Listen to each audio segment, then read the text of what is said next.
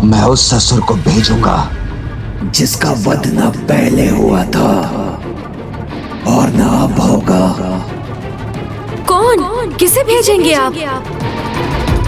बलेंद्र, असुर सम्राट बलि के असुर रूप बलेंद्र, जिनमें बलि का ही तत्व होगा। और जब आज तक बलि की मृत्यु नहीं हुई तो बलेंद्र की कैसे होगी?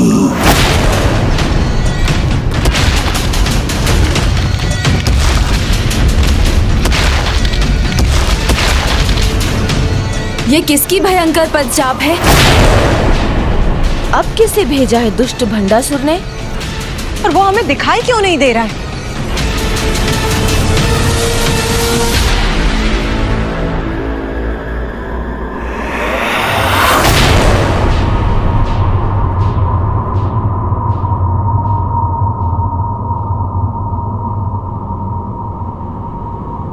वो यही हमारे निकट है। कहाँ माता? कहाँ है वो?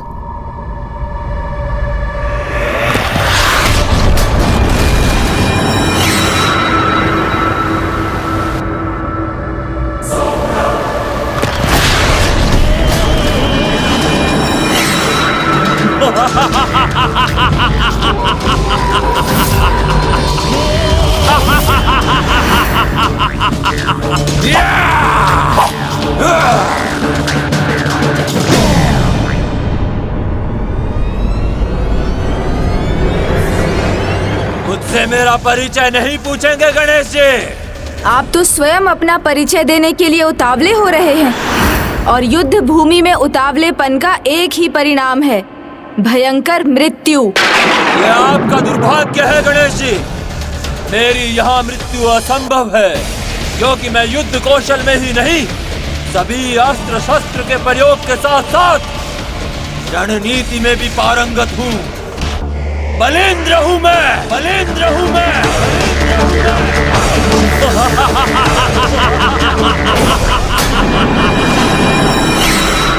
मैं कहाँ से आकर युद्ध करूंगा और कहाँ अदृश्य हो जाऊंगा, ये किसी को ज्ञात नहीं।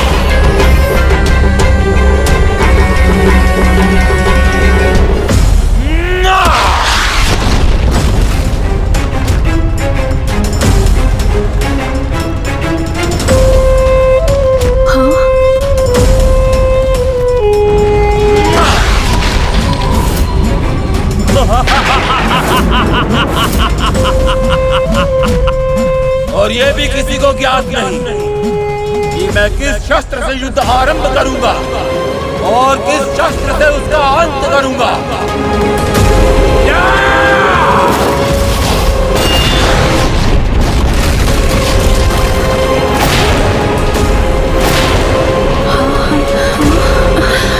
इस दुष्ट ने अभी तक तो अपने मायावी अस्त्र के प्रभाव से असुरों को भेजा, किंतु इस बार महाराज बलि के तत्व से बलिंद्र उत्पन्न कर दिया।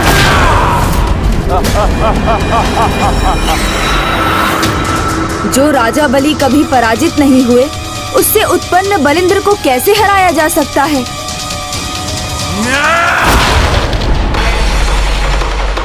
आप कहिए गणेश जी, आप इस महायोद्धा बलिंद्र से युद्ध करने किसे भेज रहे हैं? यदि बलि का तत्व यहाँ है, तो प्रभु नारायण के वामन अवतार का भी यहाँ प्रकट होना अनिवार्य है।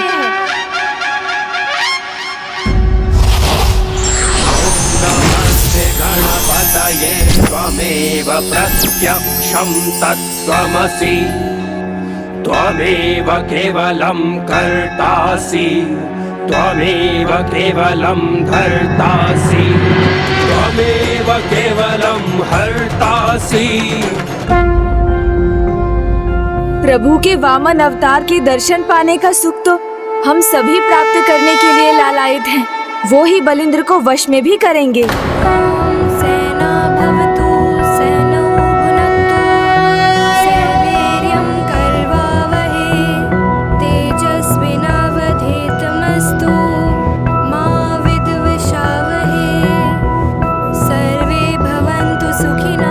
कौन है ये जिसके आगमन पर ये सभी हाथ जोड़े खड़े हैं? सर्वे भद्राणि पश्यन्तु मा कश्चित् दुःख भाग्।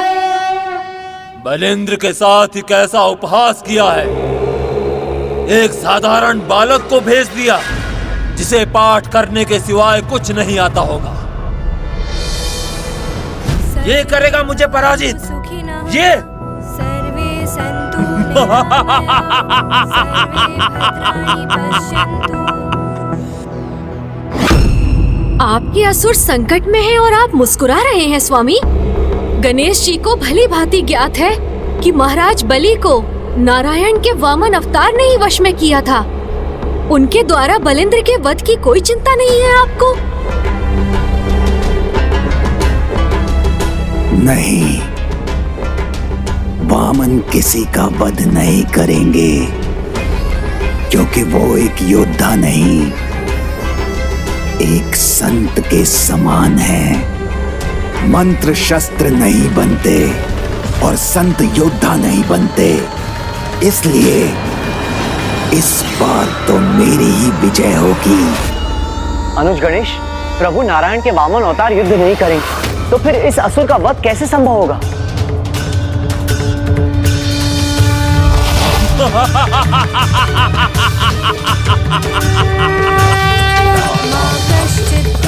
सावधान बालक, मुझसे युद्ध करोगे तो पछताने का अवसर भी नहीं मिलेगा। करते रहो वेद पाठ बालक, किंतु तुम्हारे ये लयबद्ध शब्दों के उच्चारण महाविशाल, अत्यंत कुशल और भयंकर बलिंद्र के गुणों की लयबद्ध शब्दों को नहीं संभाल सकेगा। भयभीत हो मुझसे बालक, भयभीत, अन्यथा युद्ध के पूर्व ही मेरे पांव के भार से अपने प्राण खो दोगे।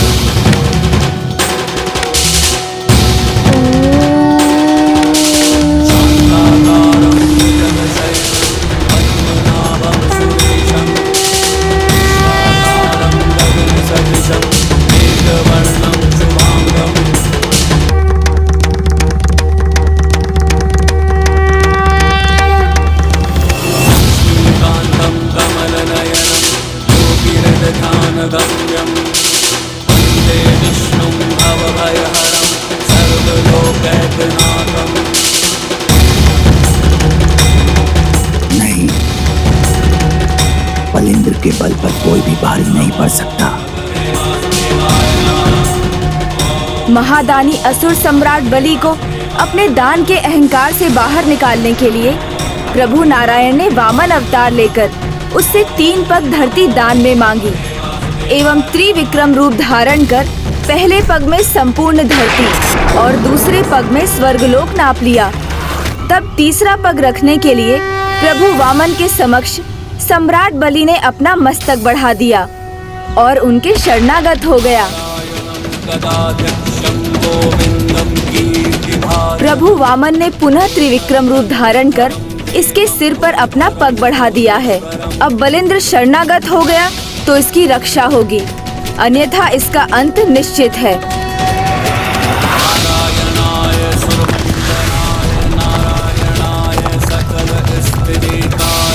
मैं बलिंद्र को कुछ नहीं होने दूंगा।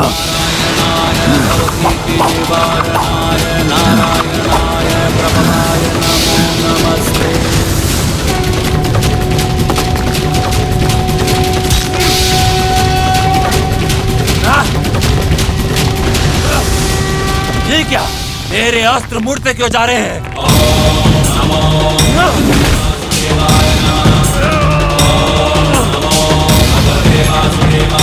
मैं धरती में प्रवेश कर ही स्वयं को सुरक्षित कर लूंगा। ये कैसी माया है, मैं तो धरती के भीतर भी नहीं जा पा रहा। वेद मंत्र को तुमने तुच्छ समझने की बहुत बड़ी भूल कर दी। वेद मंत्र ज्ञान के ही नहीं, अपितु अपार शक्ति के भी स्रोत है। इनके मंत्र को पाठ करने वाला चाहे किसी भी आकार का हो, उसका अंतर्मन, उसकी आत्मा ब्रह्मांड के समान विशाल हो जाती है और वो अपने आत्मबल से किसी को भी प्राप्त कर सकता है। जो भी हो, मैं अजय हूँ। राजा बलि के तत्व से उत्पन्न हुआ हूँ, जिसका कभी वध नहीं हुआ था। इसलिए मेरा भी वध नहीं हो सकता। तुम भी मेरा वध नहीं कर सकते। हाँ, सत्य कहा तुमने। अशोक सम्राट बलि का वध नहीं हुआ था, क्योंकि मेरे पाँव के स्पर्श मात्र से उन्होंने अपने भीतर के असुरी प्रवृत्ति और अहंकार को त्याग कर दिया। इतना ही नहीं, स्वयं को समर्पित कर दिया। यदि कोई भी अपने अहंकार का त्याग कर पूर्ण समर्पण भाव से शरणागत होता है तो क्षमा का पात्र बन जाता है। यदि तुम्हें भी बलि के सम्मान क्षमादान चाहिए तो शरणागत हो जाओ, अन्यथा अपनी मृत्यु के लिए तैयार हो जाओ। अपने झूठे शब्दों से मुझे भयभीत नहीं कर सकते तुम। मैं असुर महानायक भंडासुर के शरण में हूँ, तो तुम्हारे जैसे एक संत और तपस्वी की शरण में क्यों आऊं, जो न युद्ध करेंगे और न ही मेरा वध। किंतु श्री माता ललिता तो तुम्हारा वध कर सकती हैं।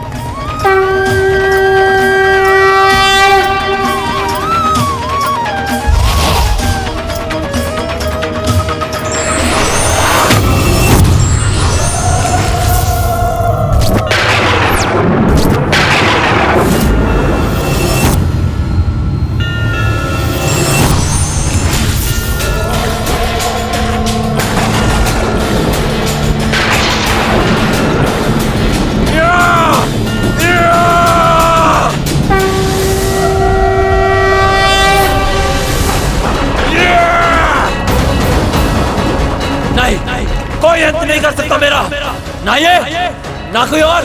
कर सकती ही नहीं, माता तुम्हारा वध अवश्य करेंगी, क्योंकि असुर सम्राट बलि के विपरीत तुमने धर्म पथ को स्वीकार कर प्रभु वामन की शरण में जाने से अस्वीकार कर दिया।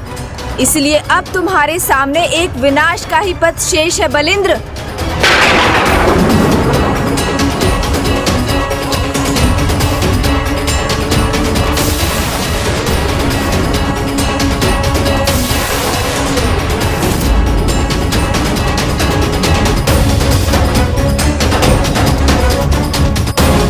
इसलिए अब माता की महाकाया और महोत्साह स्वरूप तुम्हें तुम्हारी नियति से भेंट करवाएंगे बलिंद्र।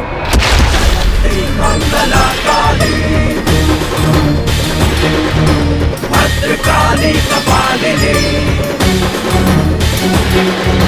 जयंती मंगला काली, भद्रकाली कपालिनी दुर्गा क्षमा शिवा दात्री, स्वाहा स्वधा नमोस्तुते। दुर्गा क्षमा शिवा दात्री, स्वाहा स्वधा नमोस्तुते।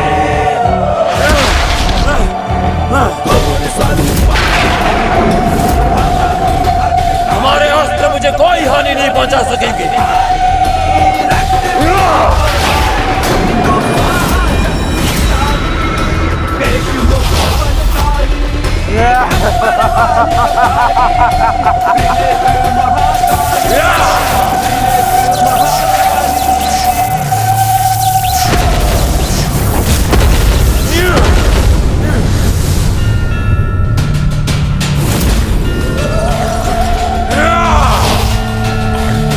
मेरा एक अस्त्र नष्ट किया है तुमने, किंतु पुनः प्रहार करूंगा मैं।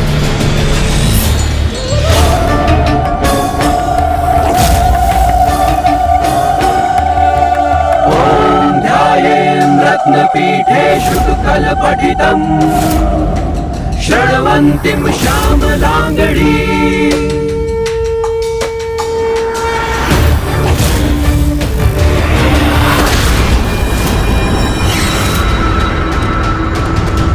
ये दुष्ट तो माया युद्ध लड़ना चाहता है।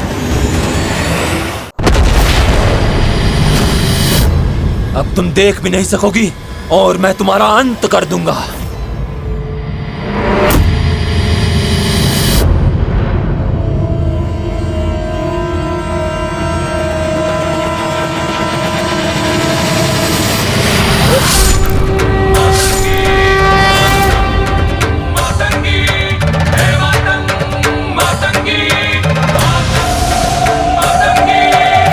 विषधर है मसान बिहारी।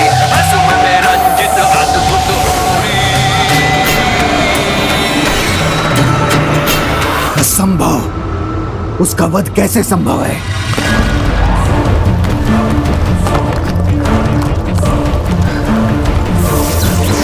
नहीं, ये नहीं होना चाहिए था, ये नहीं हो सकता। प्रभु वामन की जय, माता महाकाया की जय, माता महोत्साहा की जय, माता महाकाया की जय, माता महोत्साहा की जय।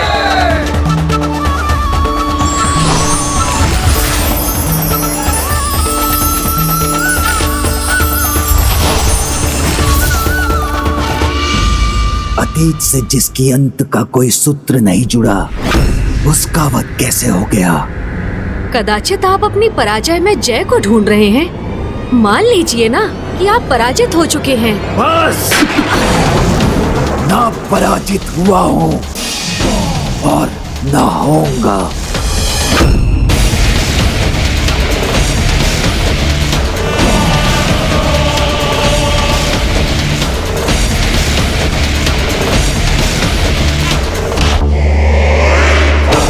घृणा है मुझे पराजय शब्द से। पराजय कभी मत कहना मेरे सामने। विजय के लिए मैंने क्या कुछ नहीं किया। ये आसुरी अस्त्र पाया, वो भी किस मूल्य पर, जिसकी तुम क्या कोई भी कल्पना नहीं कर सकता। एक महात्याग करना पड़ा है मुझे, एक महात्याग करना पड़ा है मुझे। ऐसा कौन सा मूल्य दिया है, कौन सा महात्याग किया है आपने?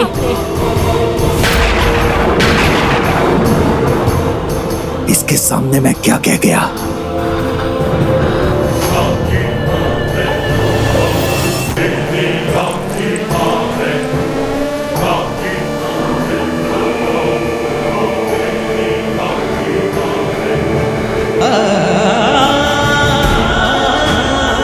ये रक्त पुनः कैसे उभर आया मेरे हाथों पर? यदि ये महाअस्त्र मेरी विजय के लिए इतना महत्वपूर्ण ना होता, तो आज मेरी पुत्री मेरे साथ होती। ओम गण गणपते नमः, गण गणपते नमः, ओम गण गणपते नमः, ओम गण गणपते नमः। उस महात्याग से आपको जो चाहिए था वो आपको मिल गया स्वामी। ये मिला है मुझे एक ऐसा अस्त्र जिससे मैं अतीत में मृत असुरों को पुनर्जीवित कर उन्हें अपने लिए युद्ध करवा सकता हूं। यही तो फल है मेरी उस महात्याग का।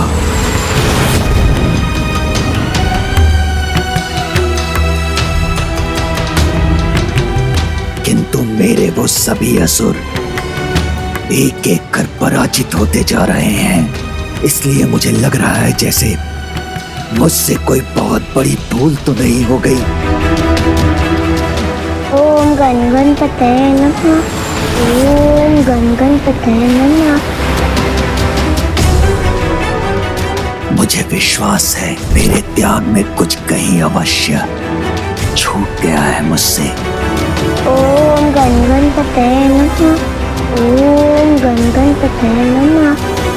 इसलिए मुझे असफलता का मुख देखना पड़ रहा है।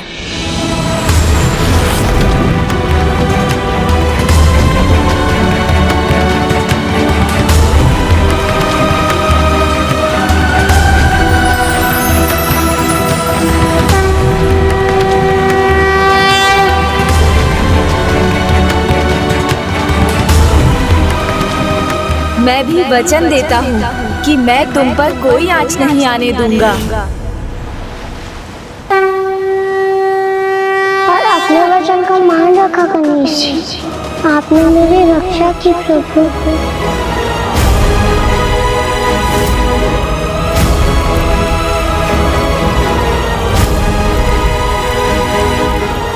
रश्मि प्रभा,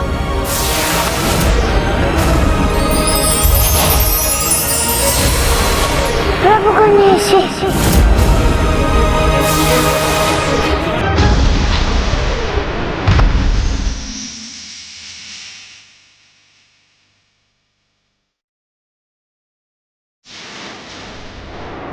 रश्मि प्रभा सुरक्षित है।